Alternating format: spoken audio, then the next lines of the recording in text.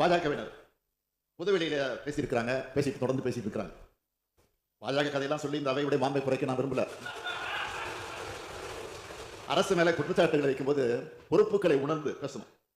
உச்சநீதிமன்றம் அமைச்சிருக்கக்கூடிய சிறப்பு புலனாய்வு விசாரணை முழு வீச்சில நடத்தப்பட்டு இருக்கு.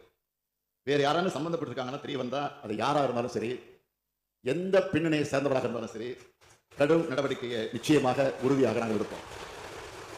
மீண்டும் ஒரு முறை இந்த அவைக்கு தெரிவிச்சுக்கிறேன், திராவிட மாடல் ஆட்சி மகளிருக்கான ஆட்சி. கட்டணமில்லா விடியல் பேருந்து பயணத்தை தொடங்கி கோடிக்கணக்கான மகளிருக்கு உரிமை தொகையை உறுதி செஞ்சு கல்லூரிக்கு வரும் அரசு பள்ளி மாணவரை புதுமை பெண்களாக வளர்த்திருக்கிற ஒரு ஆட்சி. எனவே மகளிருக்காகவே நாள்தோறும் திட்டங்களை தீட்டி அவங்களுடைய பேராதரவோடு செயல்பட்டு வர இந்த அரசு, எனவே இந்த அரசு மேல அடிப்படை இல்லாத குற்றச்சாட்டுகளை சுமத்தி அதன் மூலமாக களங்கப்படுத்தலாம்னு சிலர் நினைக்கிறாங்க. அது ஒருபோதும் எடுபடாது.